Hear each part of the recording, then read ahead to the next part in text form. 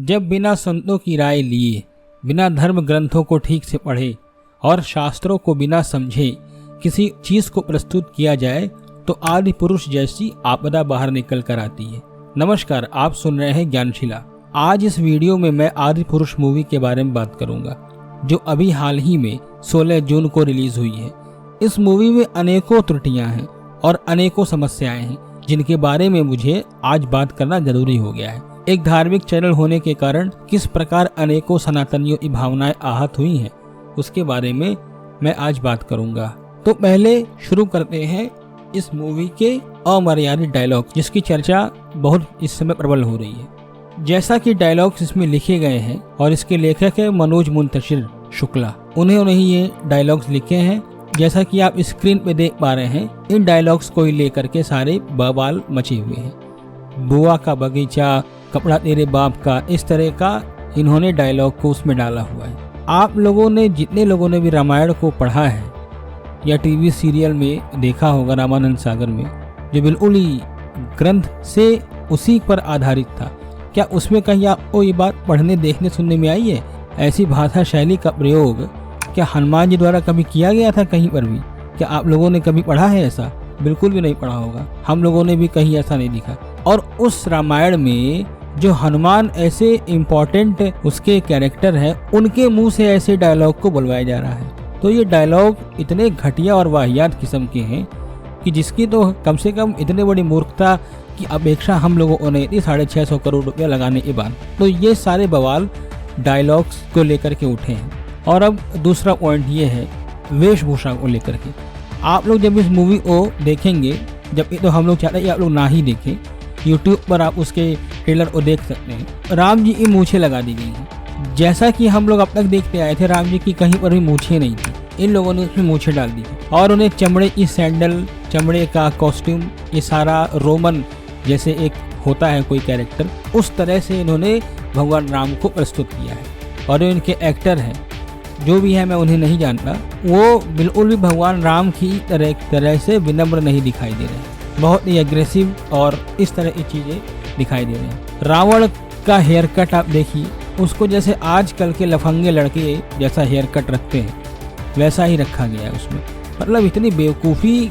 तो आपको पैसा लगा करके कुछ बनाना है, बिल्कुल बनाइए, लेकिन आप अगर कोई महाभारत, रामायण, कोई इस तरह की धार्मिक चीज़ों को जो शास्त्रों में जिनका वर्णन है, जो हमारे सनातन धर्म की धूरी चक्र है, उसको आप प्रस्तुत कर रहे हो और इस तरह से प्रस्तुत कर रहे हो। रावण चलता था पुष्पक विमान में, आप उसको चमगादड़ पे बैठा दिए हैं। और आपने अगर उसका ट्रेलर देखा होगा तो उसमें आपने हनुमान जी को देखा होगा।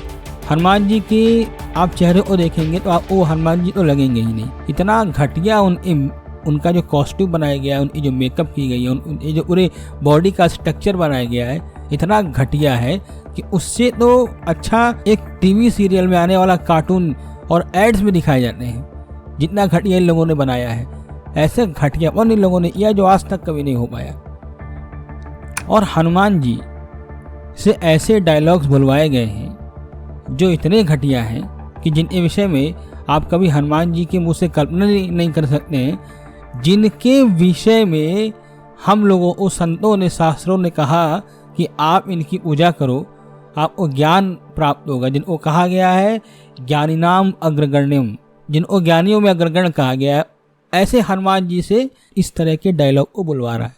तो आप लोग इस मूवी के स्तर को इतने से ही जान गए होंगे। और अब अगली बात में ये है कि जो इस मूवी के डायरेक्टर हैं ओम राउत, उन्होंने एक नया ड्रामा शुरू किया था इस मूवी के प्रमोशन के समय कि भाई जैसे श्री तुलसीदास जी श्री रामचरितमानस को सुनने के लिए श्री हनुमान जी आते। हनुमान जी अमर है ना, उनको तो भगवान राम से अमरता का वरदान प्राप्त है, आप लोग को पता ही होगा। तो वो धरती पर ही है राम की कथा सुनने के लिए। तो इन्होंने इस घटिया पिक्चर को जो बनाया है, पता नहीं क्या बना दिया है, लेकिन उस पिक्चर की तुलना श्री रामचरितमानस से कर दी। बताइए, तुलसीकृत श्री रामचरितमानस से कर दी। रामचरितमानस को सुनने के लिए भगवान हनुमान आते हैं, तो इन्होंने कहा कि भाई हॉल में एक हनुमान जी का सीट रिजर्व कर दिया जाए। उसकी क्लिप्स आपको यूट्यूब पर मिल जाएगी, इसमें मैंने जोड़ दिया है। और हर हॉल में हनुमान जी की मूर्ति एक सीट पर रखी हुई है। हनुमान जी को वहां पर विराजित करने का प्रयास किया गया है। तो ऐसी घटिया चीज को बना करके हनुमान जी को ये कह रहे हैं कि विराजित कर दो, ताकि जैसे तुलसीदास जी की रामचरितमानस सुनने हनुमान जी आते हैं, वैसे ही मेरी ये मूवी भी देखने आ जाएंगे। तो पहले तो इन्होंने कहा कि ये बिल्कुल ही रामचरितमानस है और वैसा ही हम लोग इसको बना रहे हैं।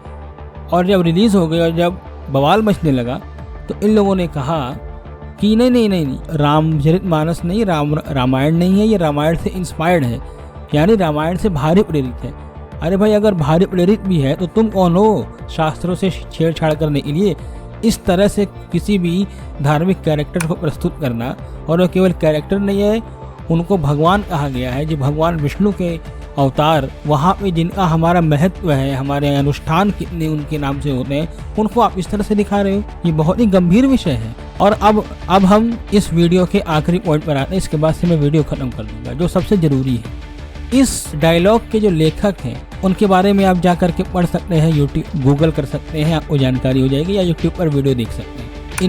मैंने इनके बारे में थोड़ा सर्च किया तो इनका नाम है मनोज शुक्ला, और इन्होंने एक शब्द जोड़ा हुआ है मनोज मुंतशिर।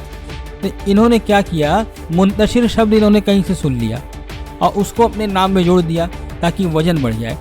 अब इनके इंटरव्यू का एक क्लिप है, इसको आप सुनिए, उसके बाद से मुझे लगता है कि यही भावना से प्रेरित होकर के इन्होंने डायलॉग भी लिख दिया है। अपना पेन नेम मिल गया, मैंने जोड़ के लगा के साथ में देखा, मनोज मुंतशिर, यार साउंड अच्छा कर रहा है, चलो आज से हम मुंतशिर हो जाते हैं। घर पहुंचे और फिर कमाल शुरू हुआ। असल कमाल ये हुआ कि मेरे पिताजी पंडित जी वो पुरोहित हैं, मतलब शादियां करवाना, ब्याह करवाना, हवन करवाना, ये तो मुझ पे थोड़ा सा इन्फ्लुएंस होना शुरू हो गया था, जबान का, उर्दू जबान का, रेखता का आप कह लें। और उसका जो पहला मुझे एक मंजरनामा याद आता है कि पापा सुबह सुबह उठ के और शिव स्त्रोत का पाठ किया करते थे ऊंची आवाज में। नमामि शमीशान निर्माण रूपम विभुम व्यापकम ब्रह्म वेद स्वरूपम अजम निर्गुणम निर्विकल्पम निरीहम चिदाकार माकाशवासम भजे हम। बगल में मनोज मुंतशिर ने लगाया होता था, ख्याले गैर को दिल से मिटा दे या रसूल अल्लाह। तो जैसा कि आपने सुना, इन्होंने कैसे अपने नाम में मुंतशिर जोड़ दिया, तो इनको साउंड अच्छा कर रहा था।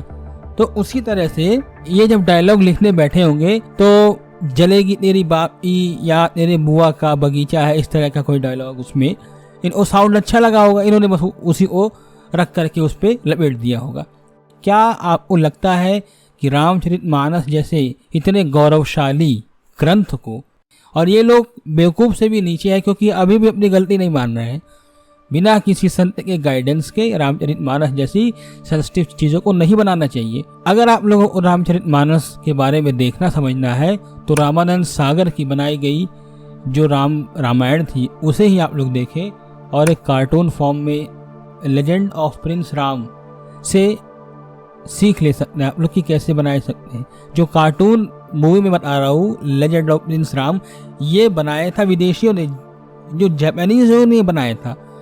और जो रामानंद सागर की रामायण थी, वो रामायण जब बीच में कोई रेफरेंस देना तो वो बीच में वीडियो में आकर के बताते थे ये वाल्मीकि रामायण से लिया गया है, ये रामचरितमानस से लिया गया, ताकि जनता को एक क्लियरेंस रहे देखते हुए। तो आप लोगों को ये बात बिल्कुल ही पता ही होगी, हमसे अच्छे से पता होगी कि कैसे हमें अपने बुद्धि को तीक्ष्ण करके ऐसे गलत और बहरूपी लोगों को पहचानना है। बिल्कुल ही इस मूवी को ना देखें, इस मूवी का विरोध होना चाहिए, जो हो भी रहा है और होना ही चाहिए। देखिए, रामायण के बारे में जानना है तो आप ग्रंथों को पढ़ सकते हैं, जैसे कि हमारे गीता प्रेस से प्रकाशित श्री अंजनी नंदन शरण जी की एक मानस पीयूष जो पुस्तिका है, जो 5 से 6 खंडों में है, उस पर रामचरितमानस के एक एक चौपाइयों पर उनके विचार हैं, उनको आप पढ़ें, उससे जानें। उम्मीद करता हूँ आपको ये वीडियो पसंद आया होगा। पसंद आया तो इस वीडियो को लाइक करें और शेयर जरूर करें। धन्यवाद।